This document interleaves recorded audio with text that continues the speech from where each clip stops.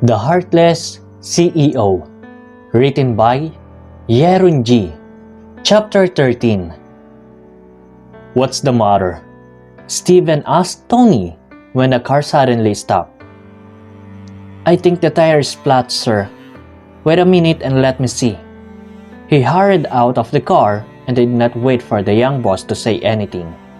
Steven just opened the car window and watched Tony going to the back of the car.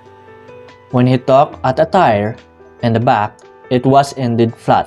He looked at his wristwatch. If they stayed there longer, he would be late for his destination. Sir, I'm sorry about the problem. I don't know why the tire got a hole. Maybe it's better that you call someone you know around here to ask for help for your safety.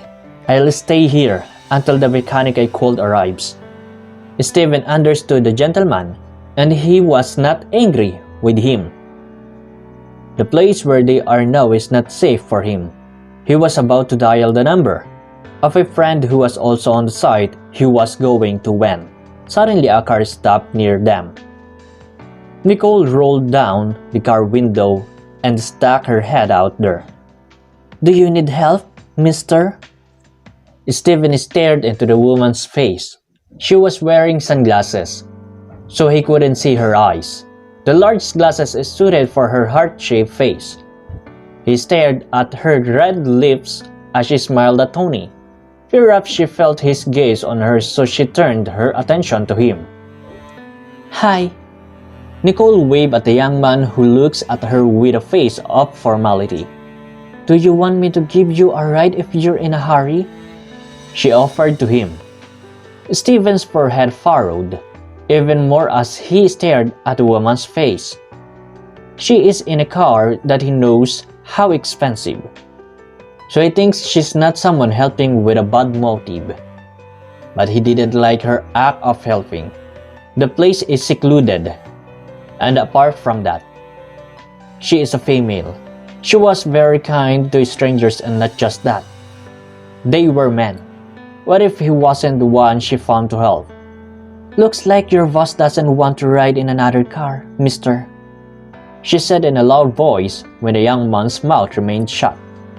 Tony quickly approached his boss after talking to the woman. Sir, she's also going to the place you're going. Would you mind going with her so you won't be late? Steven glanced again at the watch he was wearing. What he dislikes the most is to be late for a meeting or wherever he goes.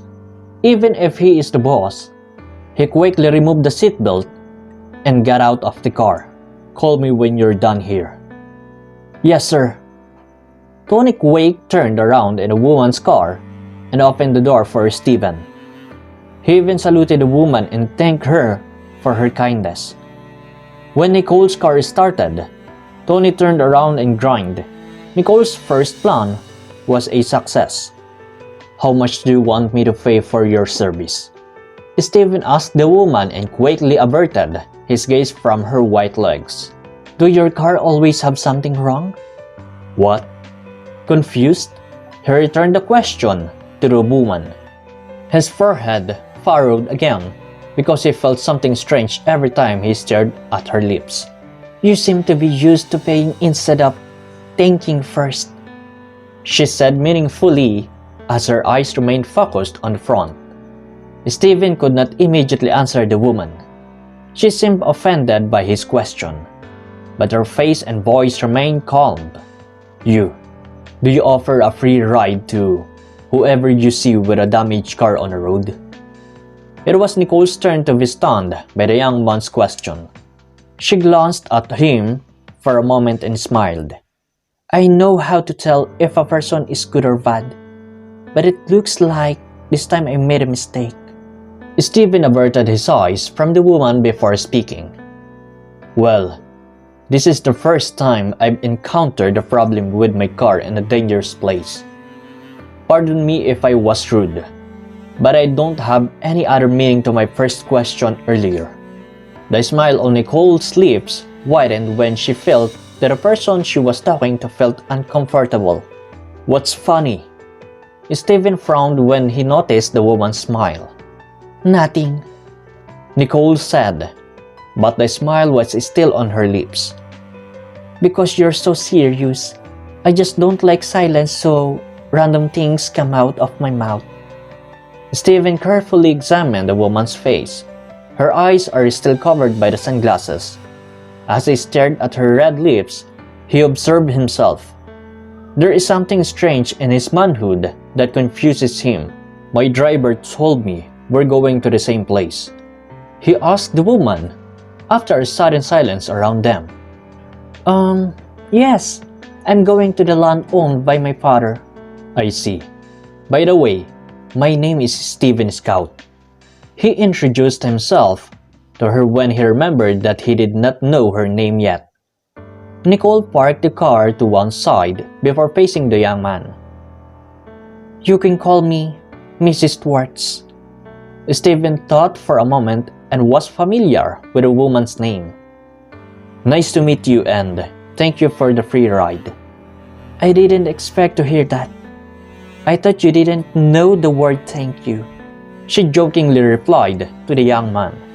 Stephen's forehead furrowed slightly and he didn't speak anymore. When he got out of the car, she left without looking back.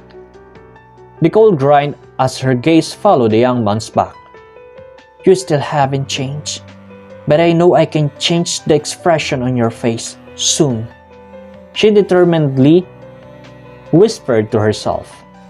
She had caught earlier how the young man stared at her, especially at her lips and legs.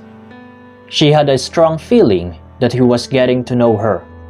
The smile on her lips widened as she remembered the night something happened between the two of them. She couldn't forget how he would rub her thighs and lips. It was as if he was willing to worship her and was unable to restrain himself from claiming her over and over again. When Stephen entered the small office of an engineer friend, he was immediately greeted by him. "Good morning." Josh greeted Stephen and shook hands with him. "Am I late?" Stephen asked the friend with a normal tone as he looked around. "You were just right in time, sir. And you came first. The landowner's daughter is still not here," Josh replied to the serious young man. "In work hours," he addresses him formally. Stephen sat comfortably in an empty seat. He personally went there to convince the landowner to sell him their property. That's next to the land he had also bought last year. He wants to expand the building that was about to finish. He chose the place because the town was also slowly developing. He is building a mall there, and if he can get the land next to it, he will build a hotel. "Oh, she's coming," Josh exclaimed excitedly as he saw the person they were waiting for outside. He had met her yesterday, but only through a video call. And I can say she's more beautiful in person even if she's still wearing big sunglasses. Stephen looked at the person Josh was looking at. He made a more formal face when he saw the woman. Why didn't he think this was the person he needed to talk to? If he had only remembered her name earlier, they would have gone there together. He suddenly felt annoyed when Josh welcomed the woman just at the door. "Good morning, Miss Schwartz. Finally, nice to meet you in person." Josh's face was full of admiration for the woman. Nicole smiled at the young man and accepted his handshake offer. The man was also handsome and muscular. "Nice to meet you too, Mr. Josh Alcante." Stephen cleared his throat when he saw that his friend did not want to let go of the woman's hand. Nicole looked surprised at the young man. She slowly removed her sunglasses and stared at him. She wore a contact lens to change the color of her eyes. Her long eyelashes are curled, which she didn't do before. Somehow, there was a change in her face, so she knew he wouldn't think that she was really the Nicole years ago. Stephen gritted his teeth and his Adam's apple moved slightly as he looked directly into the woman's eyes. If he just didn't know that his daughter's mother was already dead, he would think she was that woman.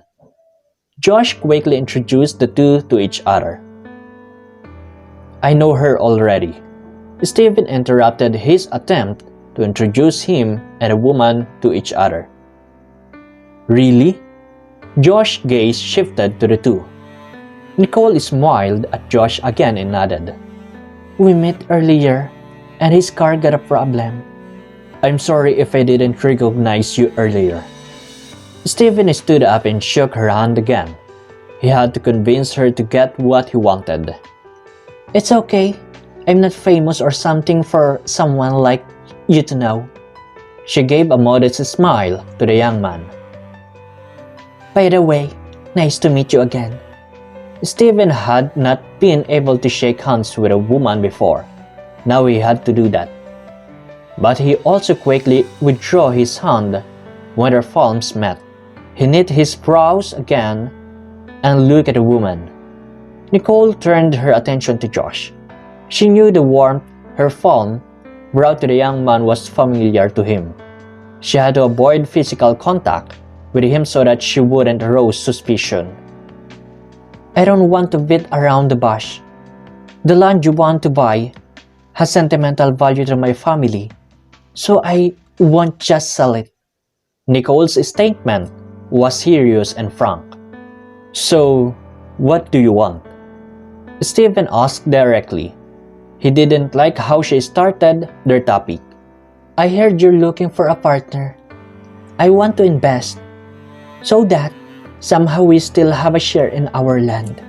Stephen's bad feelings for the woman subsided when he heard what she wanted to happen.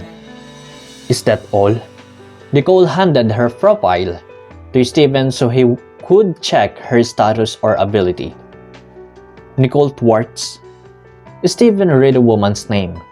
He snickered inwardly. Even the woman's name is the same as that of the mother of his daughter. Apart from her status of achievement from Canada, there is no other info.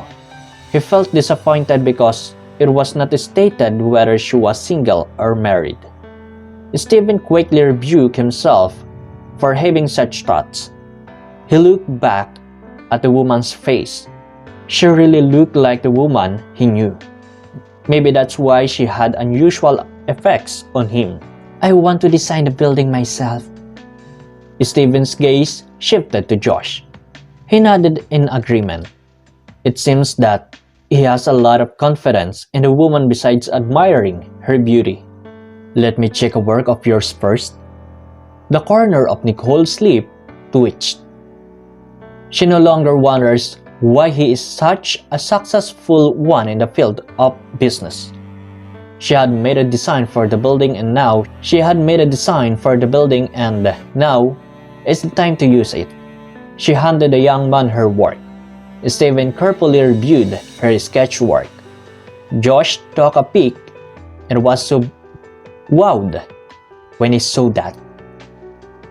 "This is amazing!" Josh exclaimed. He couldn't take his eyes off the sketch. Stephen looked up emotionlessly and looked back at a woman. He made sure there is no emotion that could be read in his eyes. "You did a great job. I am honored to have you as a partner. From now on, I will leave everything to you and Mr. Alcante. I will look forward to your visit to my office tomorrow." With a smile, Nicole shook hands with the young man again, ignoring the seemingly little electricity that flowed through her from the young man's palm. She was excited to see the reaction on Danica's face when they met again. She can't immediately admit that she is the Nicole they know. She will let Danica take action and look for Soledad to confirm if she is really dead. She knew Soledad was the key so she could find her third child. She did not believe that the child they took to the hospital was dead already. She had promised before to take the children back and now she will work on it. To be continued.